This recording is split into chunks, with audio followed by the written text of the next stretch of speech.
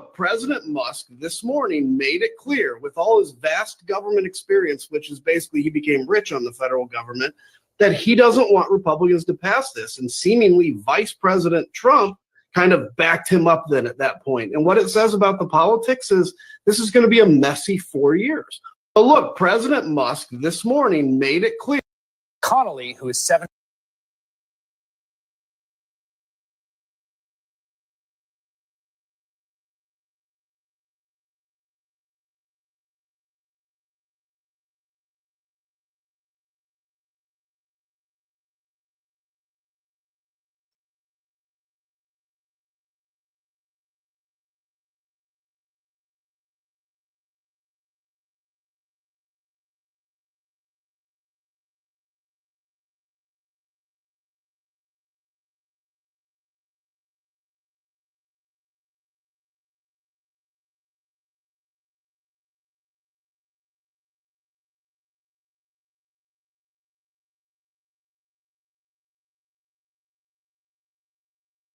And was just diagnosed with esophageal cancer, beat back a challenge from 35-year-old progressive Alexandria Ocasio-Cortez amid calls for a new generation of leadership in the Democratic Party. As Democrat Don Bayer of Virginia, a Connolly ally, put it, quote, "Jerry's a young 74, cancer notwithstanding." Now, to be clear, I'm sure Jerry Connolly will do a fine job as the ranking Democrat on oversight. I understand his colleagues respect him. I understand the way seniority works in Congress, which has been there forever. Often there's a reason for it. You learn a lot over the years. But in light of everything that has happened over the past decade, it does feel like Democrats still have not learned a pretty important lesson here. Back in 2013, when some liberals called for the retirement of Supreme Court Justice Ruth Bader Ginsburg, then President Barack Obama invited Ginsburg, at the time an 80-year-old cancer survivor, to a now infamous lunch meeting. The president gently implied that it was time for her to pass the torch before the 2014 midterms, when Democrats were expected to lose the Senate, making it impossible to replace her with another ideological liberal on the court. Ginsburg refused to step aside. You're 83. You're the oldest serving member on the Supreme Court.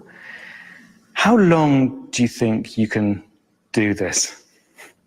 At my age, you have to take it year by year. I know I'm okay this year. What will be next year? I'm hopeful, however, because my most senior colleague, the one who most recently retired, Justice John Paul Stevens, stepped down at age 90. So I have a way to go. Republicans retook the Senate in 2014, and they held it until 2021.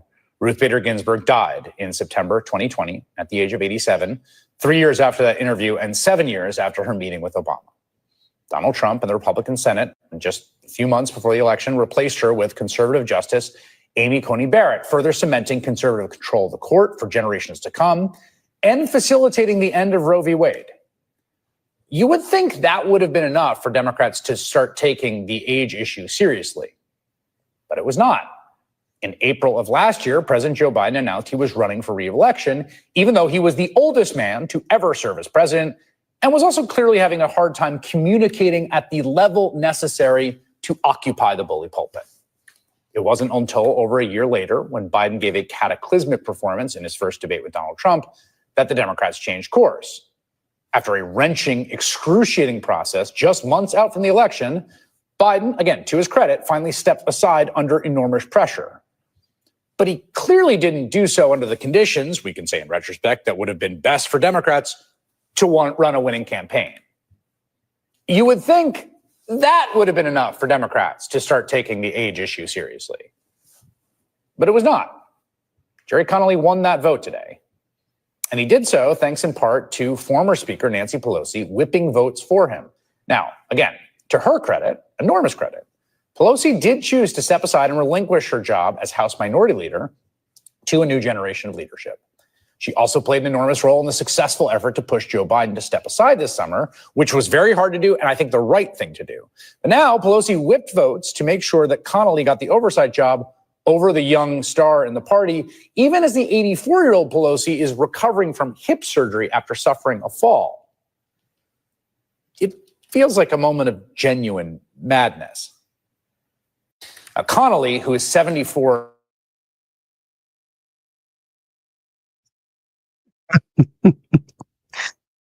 Listen, this guy got it spot on MSNBC. Welcome to Let It Be Known. Thanks for joining us this morning. They don't learn. They don't learn. And he really broke it down because we know, as he mentioned, Ruth Bader Ginsburg, that situation led to what we see now on the Supreme Court. And so this stubbornness, this idea that these old folks got to hold on to power. And when we say old folks, we're not talking about folks in their 60s or 70s. I mean, Nancy Pelosi is 84. Ruth Bader Ginsburg was pushing 90.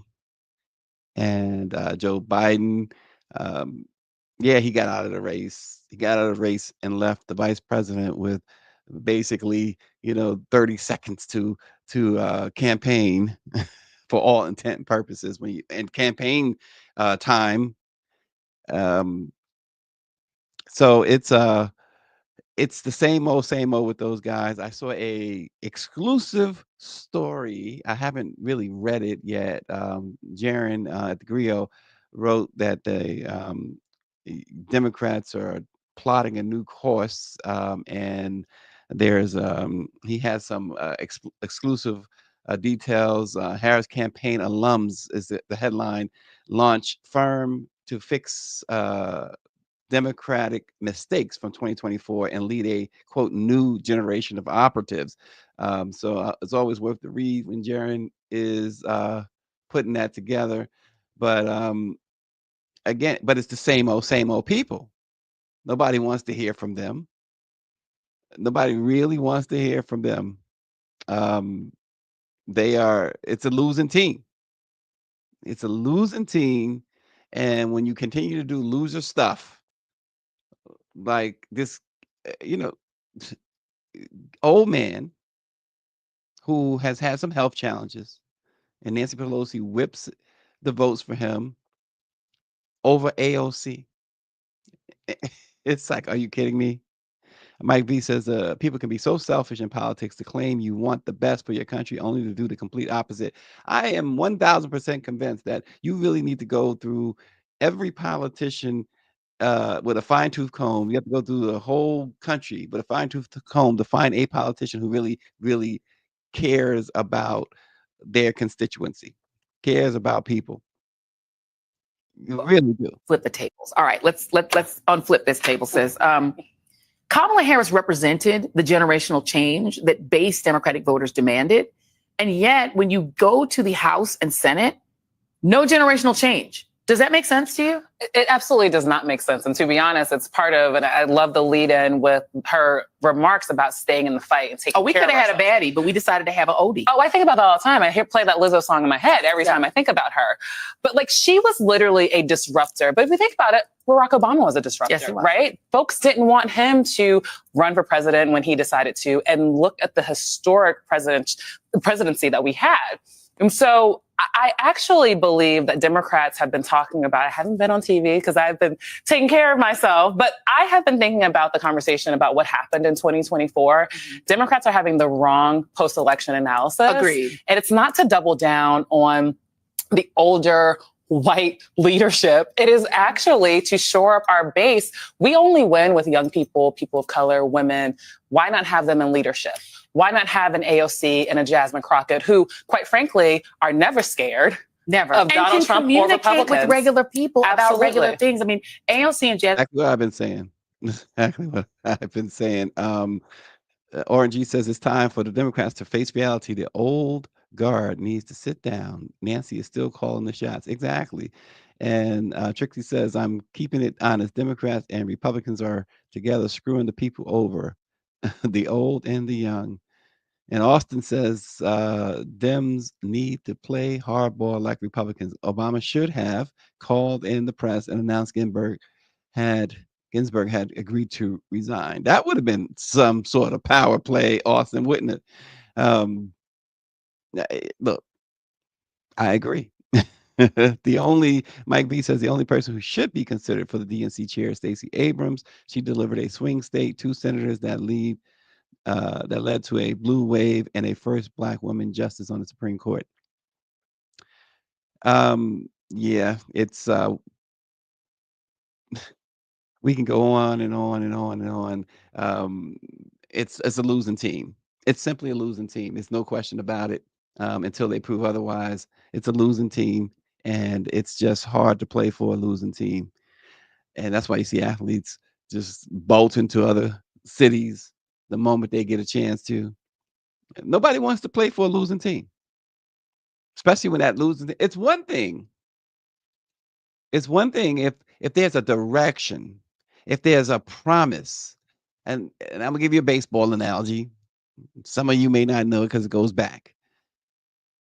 But prior to, or no, during the 1983 season, the New York Mets traded for Keith Hernandez, future Hall of Famer. Hernandez called his dad and said he didn't want to go to the Mets. His dad, now Hernandez at that point had already won a World Series with the St. Louis Cardinals. He had already won an MVP award. He was a batting champ. He's, in my opinion, the greatest defensive first baseman in the history of baseball, hands down. He called his dad and said, listen, this organization, the Mets have been horrible from 1977 to 1983. They were the laughing stock of baseball. And Hernandez called his dad and said, I don't want to play for a losing team. I don't want to play for this losing team. And his dad said, hey, have you seen their minor league system? They got a guy named Darryl Strawberry, who, in fact, they just called up. They got a guy named Dwight Gooden that's coming. They got some young pitchers that are coming. Talked to him, said that the future is not far off for that team. Well, they had a direction. They had folks who knew what they were doing. They had people in place. They had young people coming up. And Hernandez decided to stay on the advice of his father. And after looking at the blueprint for the New York Mets at the time, and guess what? They won the World Series a couple of years later. The Democrats do not have a blueprint. They have certain folks. You mentioned AOC, you mentioned Jasmine Crockett, Maxwell Frost down in Florida, but they are not utilizing them at all. They're not letting their ideals and ideas come across.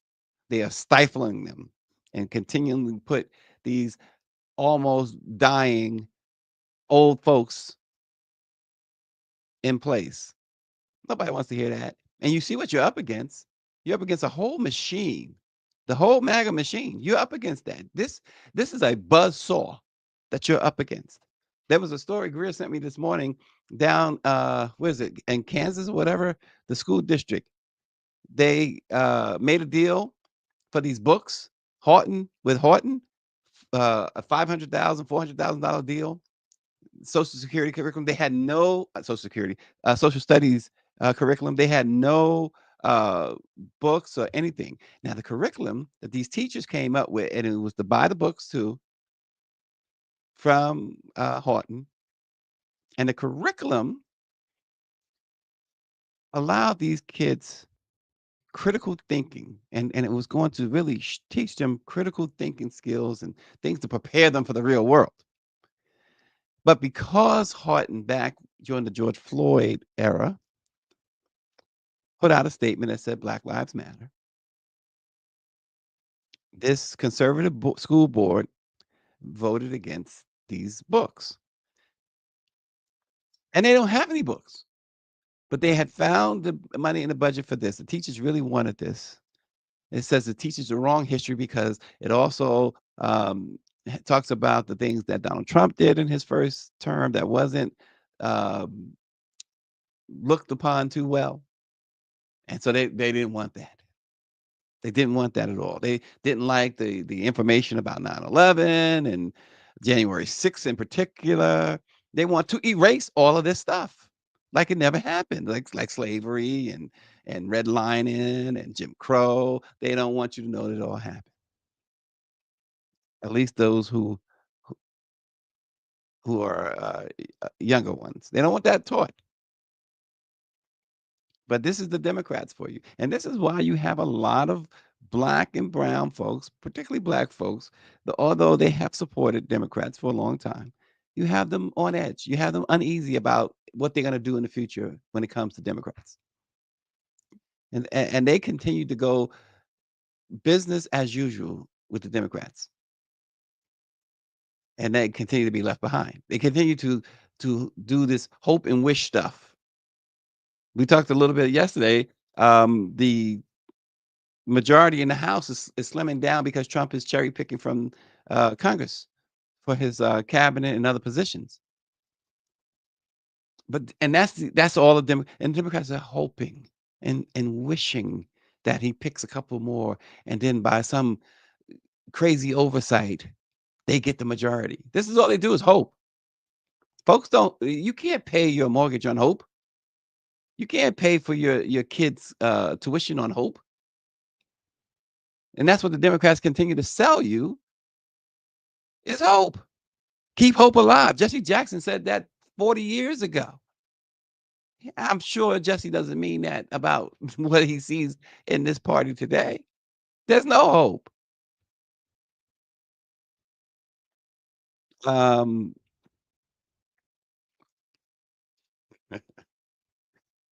Yeah, my cousin says they're scared of an AOC as well as Jasmine because they won't be able to control them. Those women call it how they see it, and they can't stand that. And that's a huge thing too. This idea of being able to control members, and that's a Nancy Pelosi specialty. Like her or not, Nancy, she's a control freak. They all are. They all are control freaks. In other news, an alarming study. I don't know if you guys have seen this yet, but it has Americans tossing out their black plastic kitchen utensils, toys, and to-go packages. But they say that it's been overstated, according to researchers. They still believe that these products aren't safe to use. So if you have black kitchen utensil products, plastic, they may not be safe. But in a correction published this week, the authors of the new study from the environmental advocacy group Toxic Free Future said that while their initial number was incorrect, the calculation does not affect the overall conclusion of the paper. A study in the journal Chemisphere in December concluded that toxic brominated flame retardants and some other flame retardants might be present at dangerous levels in some products containing black recycled plastic. The items tested included black plastic utensils, such as spatulas, black plastic to-go containers, usually the bottom portion, and some toys. But the authors made a math mistake. They said they miscalculated how much of potentially toxic flame retardants a 132-pound person could safely ingest. The EPA, their reference dose of these chemicals for a 132-pound person actually works out to 420,000 nanograms a day, not the 42,000 nanograms that the researchers use, which means that the amount can be safely consumed is 10 times larger than they have presumed. But it's still, nonetheless, that high rates of exposure to some flame retardants are associated with greater risk of cancer. So these black plastic utensils you may use in your kitchen, you got to be extremely careful. In fact, it might even be wise not to use them at all.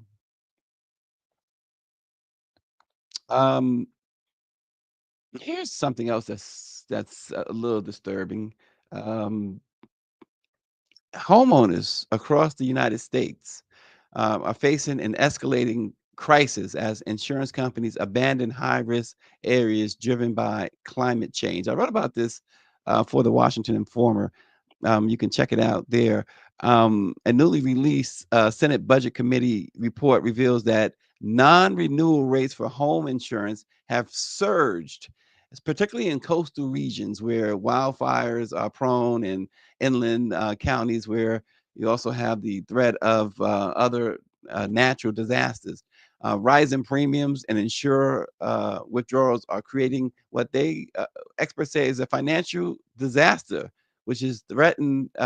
It's threatened people nationally. The report analyzed data from 23 major insurance companies representing 65% of homeowners across the country.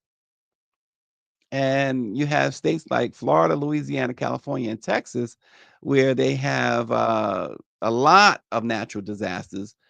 You have the renewal crisis there, but it's spreading to places like North Carolina, New Mexico, Oklahoma, Hawaii, even New York. And so, what to do, folks, if you lose or you can't get insurance? Well, you can also check with your state's Department of Insurance to see which companies are available in your area. If you've been turned down several times, you can see if your state is one of the more than 30 that offers what they call the Fair Access to Insurance Requirements, or FAIR plan. That helps high-risk homeowners to get coverage. FAIR plans are subsidized by the state and private insurers, and they collectively cover a home, which mitigates the risks that any single carrier has to take on. So there's the FAIR plan. They may be a little bit more expensive, but you can see if your state offers FAIR plans by going to, there's a FAIR, FAIR website. And if your home is at least 40 years old, you could qualify for an HO8 policy, which is intended for older houses where the cost of repair may outweigh the fair market value. HO8 insurance only covers specific perils such as fire, theft, and vandalism. And they also only pay the actual value of your possessions after depreciation. So you can do that as well. So if you're finding that you're not being renewed in your homeowner's insurance, or you having a hard time getting it, there are ways in which you there are other options. Might be a little bit more expensive, but you certainly need homeowners insurance, because mortgages will not, you won't get a mortgage if you can't get homeowners insurance. And B, if your homeowner's insurance does lapse, then your mortgage company, even if you're up to date on your mortgage, can foreclose on you. And so we have to be really, really careful with that. There is surplus line insurance, which covers properties with unique risks that traditional carriers can't or won't insure. It's very prominent in places like Texas. Typically, in that situation, a state will allow a surplus line company like Lloyd's of London or Berkshire Hathaway. Yeah, they sound expensive, right? To operate in its borders while unlicensed. Most surplus line policies are taken out by businesses, but a homeowner who has made an effort to work with a standard insurance company and received 3 to 5 rejections may qualify, according to Insurance Information Institute. Surplus line policies may have more exclusions and higher deductibles than a standard one. So you want to make sure you do that. And one last thought on that. Think about this. If your insurer goes under, any claim you may have may very well go unpaid. So you want to be very vigilant about your homeowner's insurance. And that really includes your renter's insurance too. So those who rent, who have renter's insurance, you might want to look at that as well. RNG says, hello, America. Welcome to the way we live in New Orleans. A lot of insurance companies have left New Orleans. And if you are lucky to find an insurance company, be prepared to spend thousands. Yeah, it's quite unfortunate what's going on, right? Here's something else that's going on. It's that time of year, right? What do they call them? Porch pirates and and other things. Well, there are so many other scams going on. The holiday season is a time of giving, people say, but unfortunately, some believe it is a time of stealing. The U.S. Postal Inspection Service is reminding customers the importance of avoiding trending scams while sending and receiving gifts this year. Perhaps one of the most popular scams is called And I've never heard of it like this, but it's called smishing, which in the case of holiday mail appears as fraudulent text messages indicating package tracking. Now, you may have gotten a text message on your phone saying that USPS is having difficulties with the delivery or whatever. Folks, you need to ignore those texts, delete them, mark them as spam. Undisclosed text with questionable tracking information and clickable links should be avoided at all costs. Because what happens is these scammers gain your personal information.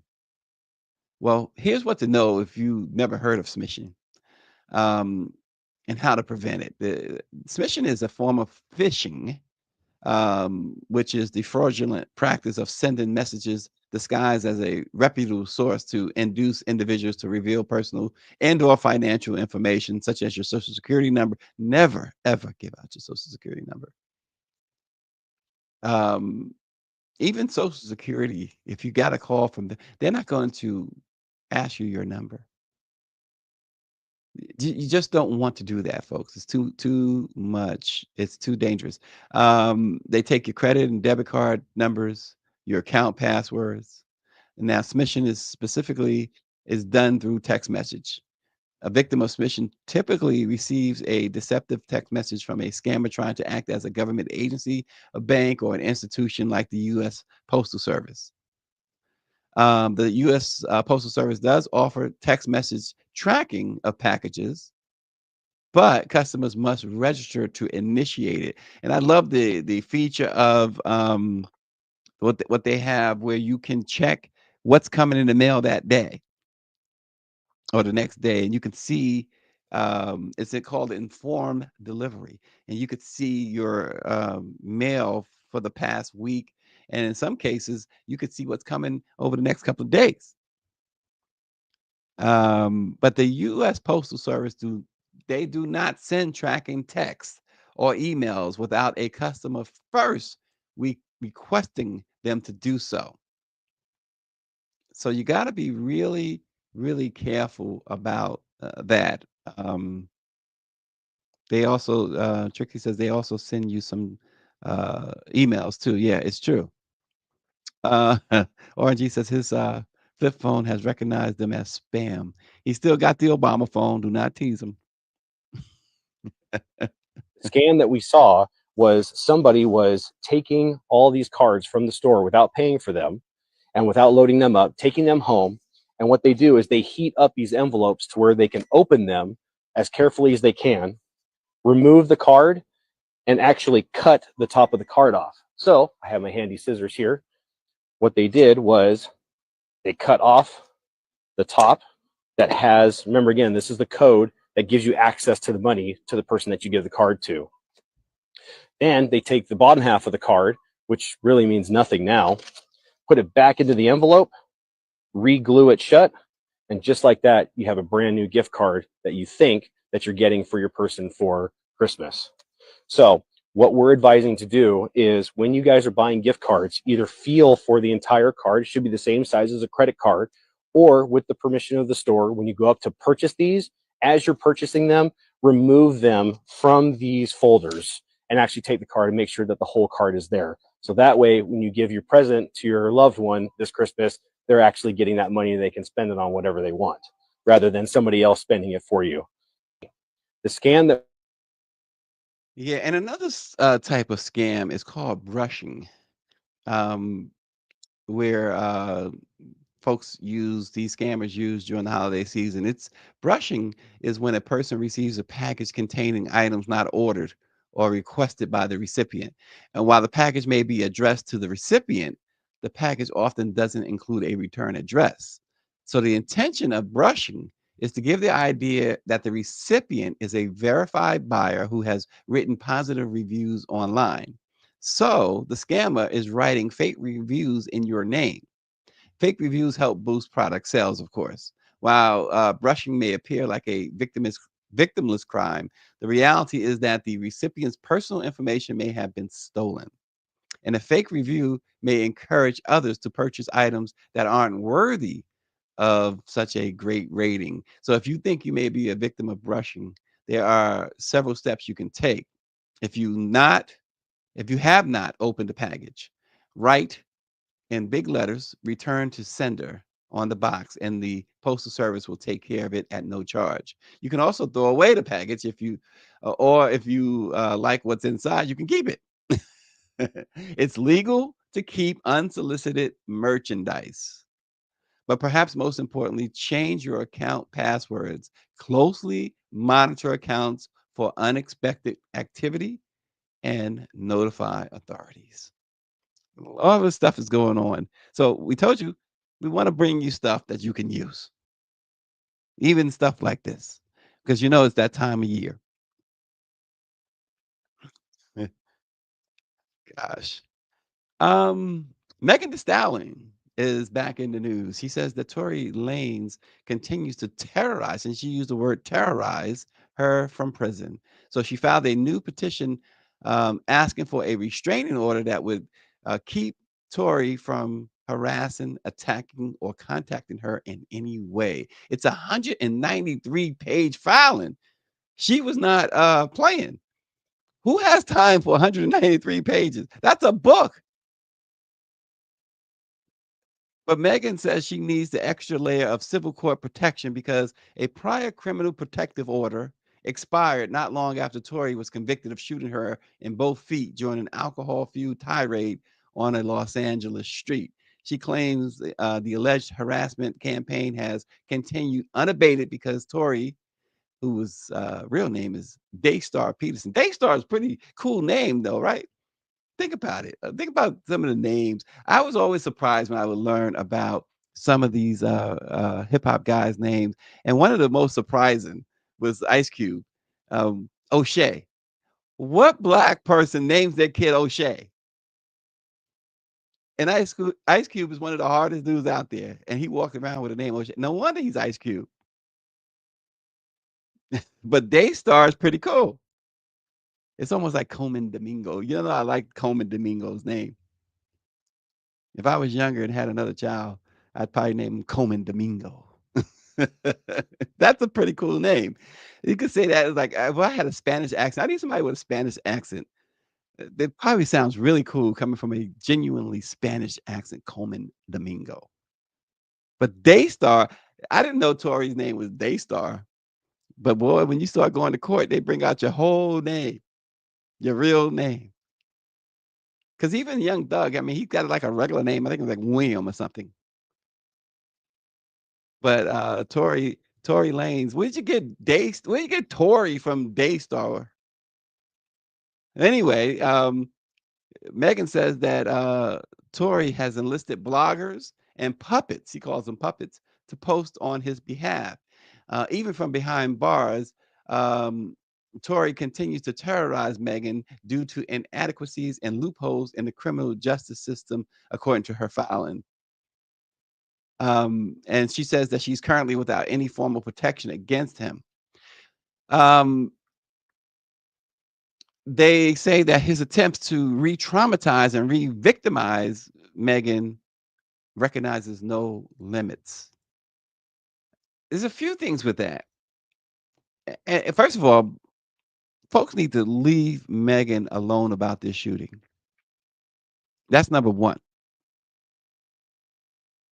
But number two, on her part, stop reading all this stuff. You can't go online. I don't care who you are. You can't go online being famous and not expect to get dragged for one reason or another, whether it's deserved or not. So if you're going online and so it's almost like, and listen, she went through so much trauma. I'm not trying to drag her and blame her in any way, but you go through this, and it's like, for your own mental health, you got to stay offline.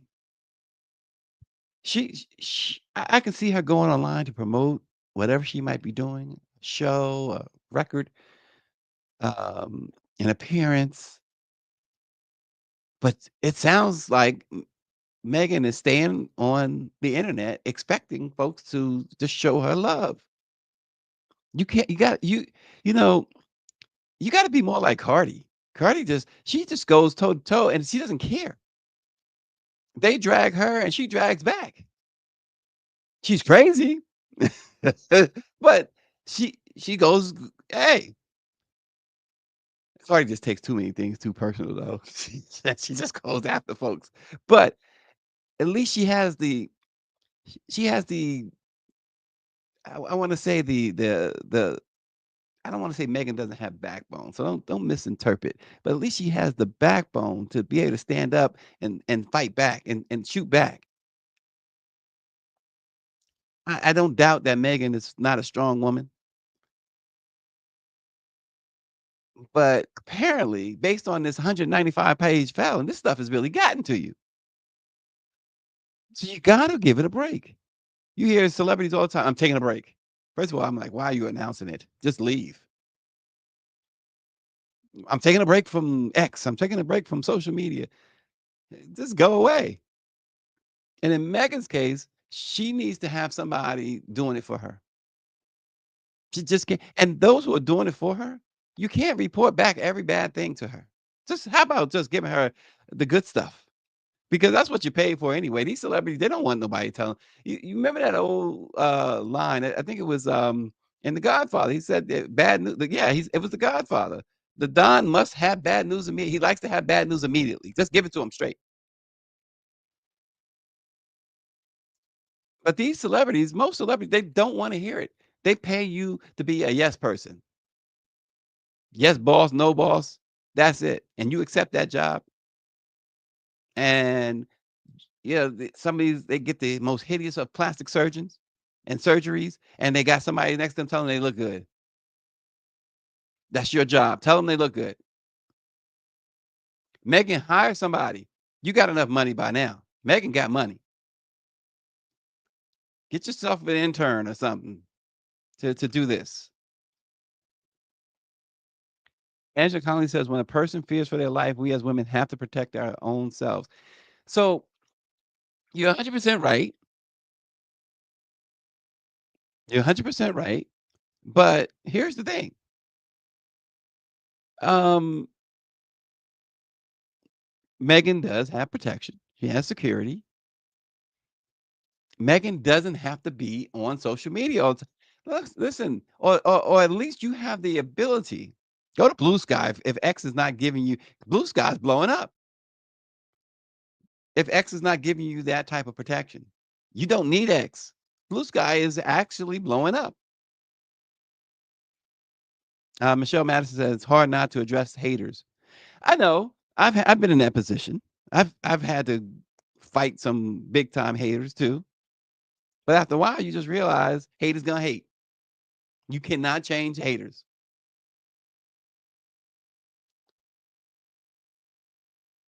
Trixie says her documentary, Megan's documentary that she put out about Tory or that night that dropped, is the back and forth for me. And that's the other thing. That's the other thing. The back and forth. You can't engage in that if you know you're gonna feel this way.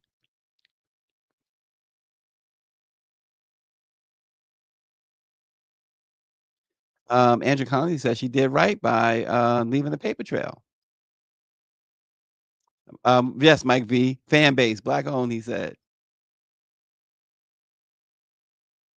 And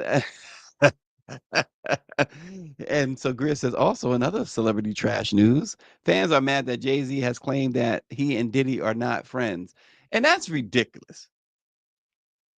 It's absolutely ridiculous. Why? See, here's the thing. So I saw a video yesterday of Rihanna getting Mariah Carey to sign her breast. She had nothing else for her to sign, and it was a Sharpie, and it wasn't intentional, but it was like, okay, there's nothing else here, sign, because what happened there, I'm going somewhere with this, was that ASAP had told her to get Mariah's autograph. They were at a show. And Rihanna was like, okay, give me these glasses. So she got these glasses on. And, you know, that's the beautiful thing. And I hope it continues for Rihanna and ASAP. They are in love. You love to see it too. So she goes down and she gets Mariah's attention, and Mariah comes over because she takes the glasses off so Mariah can recognize her. And Mariah comes over and she says, I'm doing this for my man. She says, could you sign your name or whatever? She's like, where am I gonna sign? And she was like, anybody got, yeah, just get a Sharpie, she says. So she had a red Sharpie. And she said, say here, sign my breast. And she signed it. But my point is this, just to go back to this idea that Jay-Z and Diddy has to be friends. Celebrities are not, they have their own lives. Celebrities don't spend every waking day or most days with other celebrities.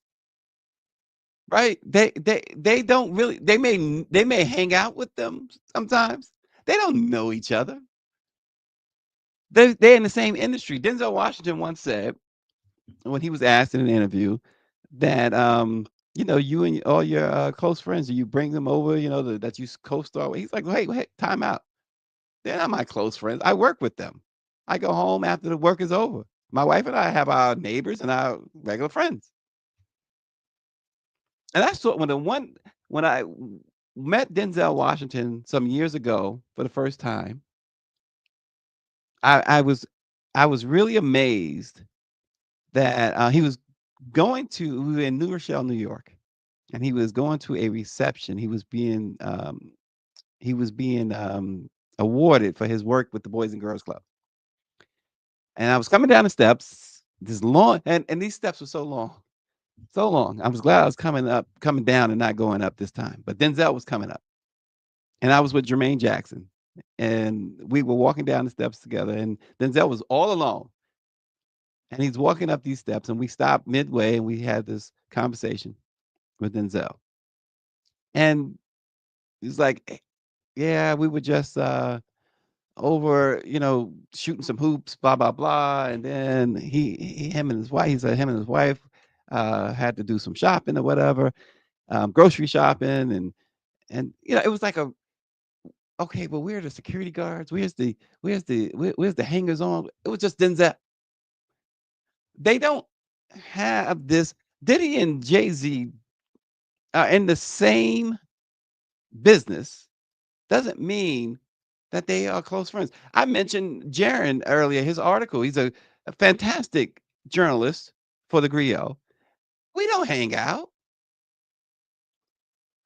Like Greer don't even want to hang out with me. So we don't. You just because Jay-Z and Diddy happen to have been two black billionaires that came through the music industry, that made their fortunes mostly through music and fashion, doesn't mean they're close friends. And folks want so bad, and y'all know good and well, if you watch 2 episodes of Let It Be Known, you know I am not a Jay-Z fan. There's a lot of things about Jay-Z I can go off the rails on, but one of them is not. The 99 things I can go off the rail on, and the one is not a problem, is not this whole idea that because Diddy allegedly did all the stuff he did means that Jay-Z did it. That's absurd, and doesn't mean that they hung out. They have crossed paths for sure. We have conferences, which we get to cross path with people from the Houston Forward Times, the Los Angeles Sentinel, the Sacramento Observer, Afro. But we don't. I'm not. I'm not flying out hanging out with Randy. Randy's not flying in hanging out with me. I'm sure she'd like to. No, but seriously, it just doesn't work that way, folks. You got lives. How many of you, if you got, listen, I have siblings across, well, not necessarily across the country, but in different cities. I don't see them for months. And we definitely, they're not in my crowd to hang out with. We get together as family. We'll be getting together again real soon, few weeks. But we not hanging out every day. I don't know what Monty's doing. I don't know what Vic's doing. I mean, you don't know what they're doing. So this idea of Jay-Z being guilt, and somebody, Mike V says guilt by association. And that's the other thing. Do they associate? Did they associate? No,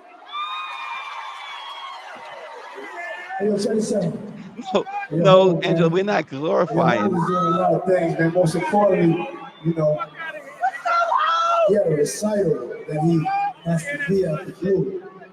But I reached out to him, and I told him that this right here was important. Bad Boy celebrating 20 years of hits. And this is the Stickers family. You've been there with me through my ups and downs. Whenever I get in trouble, this is the one I call. It's my strategist right here. This is my brother. It's B.I.G.'s brother. Yes, sir. It's Brooklyn's own Brooklyn. So I appreciate you. He came 5,000 miles away to come here to Brooklyn to represent the B.I.G. Make some noise for home. Yeah. So does that make them close friends? As he said, he came there to represent. That's after Biggie died. Who wouldn't be there, right? Show their love for Biggie. Yeah, I know. Greer's trolling me. That's something Austin would do as well. But we're not glorifying Angela, another woman signing another woman's breast. It was a fact. And it was just how it went down. And if you look at the video, I'm not sure that Rihanna wanted it to end up. That she just wanted to make sure that something between her and ASAP, that she had to get that autograph. And it was cute. It was cute. And if a man signed another man's chest, well, hey, that's his thing. He ain't signing my chest. Mariah's not signing my chest. I don't like Mariah. It's like, dang, who does he like? Did he call him? I'm not sure what you're referring to. Maybe I'm talking too much, Angela. I'm not sure you got to explain that one. Did he call him? Did he call Jay-Z or Jay-Z call Diddy? Is that what we're talking about here? Again, I'm pretty sure that up until recently, Jay-Z could pick up the phone and call Diddy, and Diddy could pick up the phone, call. It's just the way it is in the industry. What happens in the industry, for those who may not know, like how do they have each other on speed dial? Do all these celebrities have other celebrities on speed dial? And in some cases, you run into celebrity A, and he may have 3 or 4 numbers on speed dial. True, but what exactly happens is that they will get their publicist or their assistant to call the other person's publicist or assistant and say, hey, such and such would like to talk to such and such. I've done it for somebody before, a couple of times. In fact, I once interviewed Elton John, and that's how I was able to interview Elton John. Somebody said, hey, could you call such and such for me and say that, I'd like to speak with Elton about AZ, blah blah blah, and I was like, sure. So I did, and while I had Elton's assistant on the line, I was like, hey, by the way, he's doing this concert. I'm a journalist. This is not really my job. I'm doing it as a favor for this particular celebrity, and love to talk to Elton about his show. I know he doesn't do the interviews, blah blah blah blah blah blah. And next thing you know, he's like, sure, let's hook that up for you and tell such and such Elton to give him a call too. Wound up interviewing Elton, going to Elton's show, sitting in a luxury box by myself. And he gave a fantastic concert. It was amazing. I had no interest in seeing Elton John. And he gave this tremendous concert. It was out of this world. I'm standing up singing. That's why they call it the blues. I couldn't believe it. I can't lie. I was just doing my Elton John stuff. I was just, I started knowing all the words. Mike V says, any thoughts on Mayor Adams potentially getting a cabinet position in Trump's administration? He certainly will. I don't know about a cabinet position. He'll get one of them ambassadorships or something. Don, the Don says, listen, I got in mind who I want in the cabinet and who I don't want in the cabinet. All right, Grizz laying down the law. She says, if Jay says they aren't friends, then that's what it is. If that's how he feels, we don't know the kind of things happening in people's life. That said, Dane might be shaking his head right now. And why would you claim friendship with Diddy right now? Why would you claim that? Who's claiming that? and listen, let's be real, y'all. The scuttlebutt and folks Greer worked around this guy too. Diddy was just is not a nice guy. It's just not a nice guy. And so who wants, if I have the ability to be out on my own, doing my stuff, making my own money, apart from any business I may have had with Diddy, why would I want to be bothered with him?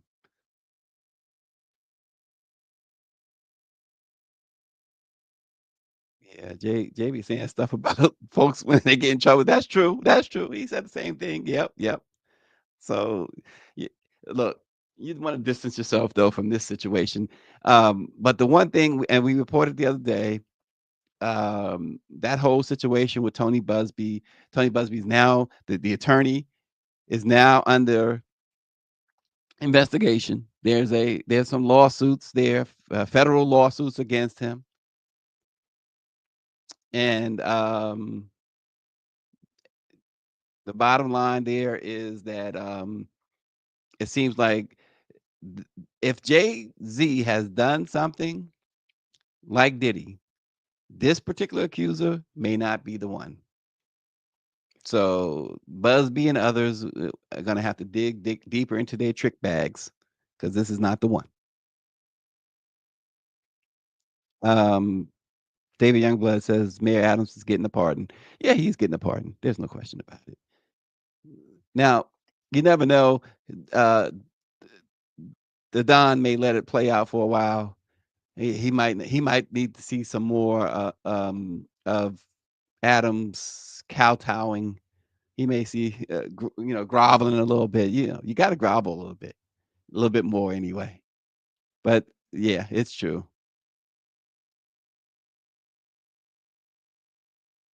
See, y'all giving me everything on Jay-Z now. She says, didn't Jay get a law passed where they can't use the lyrics in the songs any longer as evidence? So Jay-Z was working on that with Jamal Bowman. Greer, who was the other lawmaker? But I know because we had Jamal Bowman on talking about that, and that came down during the Young Thug trial when Fonnie Willis wanted to use and was successful in getting the judge to allow the prosecution anyway, to use lyrics against Young Thug. Of course, we know what happened with that case. That case turned out to be the biggest travesty there is. But yeah, Jay-Z was behind that effort as well. It is not law yet, and it may or may not. Who knows? She says because people started questioning Jay's lyrics. But it's all this stuff they say was done in the dark will come out in the light, or what goes in the wash must come out. Whatever. You know how y'all black folks are coming up with all these sayings. That's why we all messed up as kids. We don't know what to think. That's a good one, Greer. What black folks say. What would black folks say? What we will say now is thanks so much for joining. Let it be known. We will see you again tomorrow morning. Thanks a lot. Cat Williams is looking like a fortune teller. It's not even what you did, it's what they said you did. The damage is already done by the allegation itself. If somebody comes to me and says, I'm accusing you of raping a 13-year-old and you want to settle, it's like, if it didn't happen, I'm not settling that, because it's like saying you admitted to doing something. Talk settlement or settlement notices that had an amount in it, it feels like extortion because you know the damage it does if it does come out public. Once you got the package, you become a target for the attorneys. A procedure so lawyers get paid. You got to take that to trial. And then there's the deposition. The purpose of the deposition is to get you to say something on paper and say something different in the courtroom. You impeach yourself. You know, I've been to court with homeboy and he doesn't say anything. He never responds. He has his lawyer speak. So I know that it must bother him. And they're scrutinizing every single thing, every lyric from the last 20, 30 years. That was a person that I was like, he can't do no wrong. I didn't think that they would flip on him like that. The difference between him, me, and Kanye is that he's really tied into corporate. Like, he really has the ability to be canceled. Cat Williams is looking like a fortune. It's not even what you did, it's what they said you did. The damage is already done by the allegation itself. If somebody comes to me